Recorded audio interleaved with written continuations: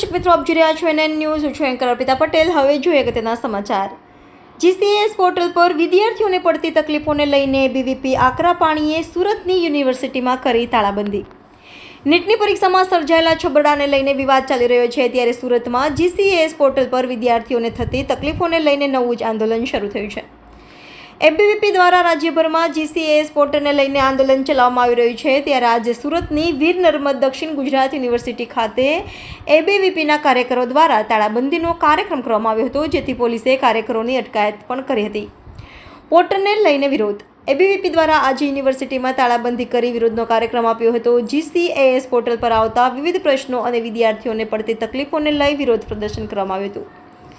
ABVP દ્વારા રાજ્યવ્યાપી વિરોધ પ્રદર્શન કરવામાં આવી રહ્યું છે. યુનિવર્સિટીમાં 1 કલાક માટે તાળાબંધી કરવામાં આવી હતી. અન્ય જિલ્લાઓમાં જાહેર રસ્તા પર પ્રદર્શન કરી વિરોધ નોંધવામાં આવી રહ્યો હોવાનું એબીવીપી દ્વારા કહેવાયું હતું. ખાનગી કોલેજીસની મનમાની. એબીવીપી દ્વારા કહેવાયું છે કે શૈક્ષણિક વર્ષ 2024થી રાજ્યની 15 સરકારી યુનિવર્સિટીઓમાં કોમન એડમિશન પ્રક્રિયા ચાલી રહી છે. આ પ્રક્રિયાના પહેલા દિવસથી વિદ્યાર્થીઓને વિવિધ તકલીફો પડતા કાર્યક્રમનું આયોજન કરવામાં આવ્યું છે. પ્રથમ રાઉન્ડના પરિણામમાં છબરડા સામે આવ્યા હતા, જેથી સામાન્ય વિદ્યાર્થીઓને એડમિશનમાં ભારે તકલીફો ઊભી થઈ છે. લાયક વિદ્યાર્થીઓને એડમિશન લેવામાં તકલીફો પડી રહી છે. ખાનગી કોલેજીસ પોતાની મનમાની કરી રહી હોવાના કિસ્સાઓ સામે આવ્યા હતા. GCAS પોર્ટલ પર અનેક ખામીઓ હોવાની ફરિયાદો ઉઠી હતી. NN news Surat. દર્શક મિત્રો, તમારી આસપાસ બની રહેલી અવનવી ઘટનાઓ વિશે જાણવા માટે NN ન્યૂઝને લાઇક કરો, શેર કરો, સબસ્ક્રાઇબ કરો અને બેલ આઇકન પ્રેસ કરો, જેથી આપને નોટિફિકેશન્સ મળતી રહે. मनोज जैन, गुजरात प्रांत मीडिया सहसंयोजक अखिल भारतीय विद्यार्थी परिषद.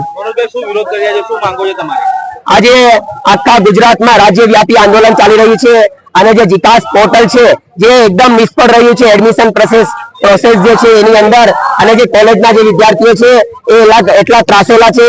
એ લોકોને એમ છે કે હવે અમારું એડમિશન નું શું થશે, અમારું ભવિષ્યનું શું થશે.